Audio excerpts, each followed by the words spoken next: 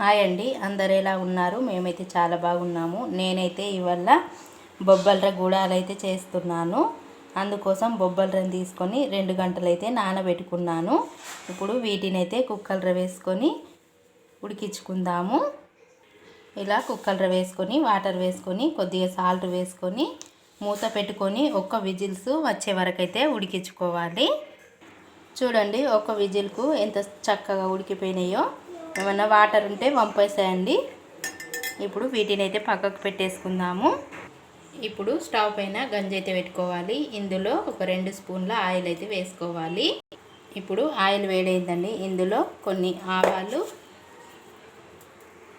అలాగే కొద్దిగా జీలకర్ర వేసుకోవాలి. ఇప్పుడు ఆవాలు వేగిపోయినాయి. ఒక 10 పచ్చిమిర్చి అయితే కట్ చేసుకొని వేసుకోవాలి. ఇప్పుడు ఇందులోనే పెద్ద సైజు 2 ఉల్లిపాయలు నిలువుగా కట్ చేసుకొని వేసుకోవాలి. ఇప్పుడు ఇందులోనే కరివేపాకు కూడా వేసేసుకుందాము. ఒకసారి చక్కగా కలుపుకుందాము. ఇవైతే కొద్దిగా వేగాలండి. ఇప్పుడు కొద్దిగా పసుపు అయితే వేసుకోవాలి.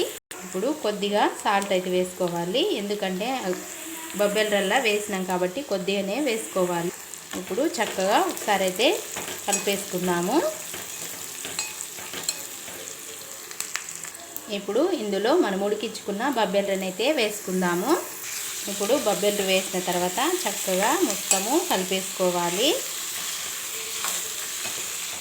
మొత్తం కలిసేలాగా చక్కగా కలుపుకుందాము.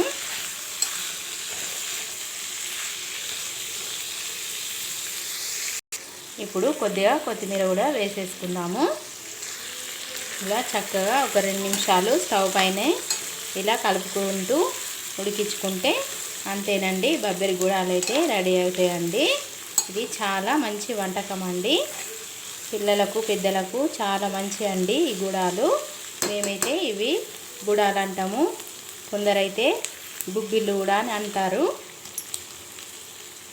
నేనైతే కారం అస్సలు వేయలేనండి, మిరపకాయలు వేసిన కాబట్టి. మీకు ఇష్టమైతే కారం కూడా వేసుకోండి. చూడండి, రెడీ అయినాయి. ఇప్పుడు నేనైతే స్టవ్ అయితే బంద్ చేస్తున్నాను. ఇలా చక్కగా ఒక ప్లేట్లో వేసుకొని మీరు కూడా మీ పిల్లలకైతే చేసి పెట్టండి. చాలా ఇష్టంగా తింటారు. అలాగే మా వీడియోలు నచ్చితే లైక్ కొట్టండి. మా ఛానల్ సబ్స్క్రైబ్ చేసుకోండి. సరే, బాయ్.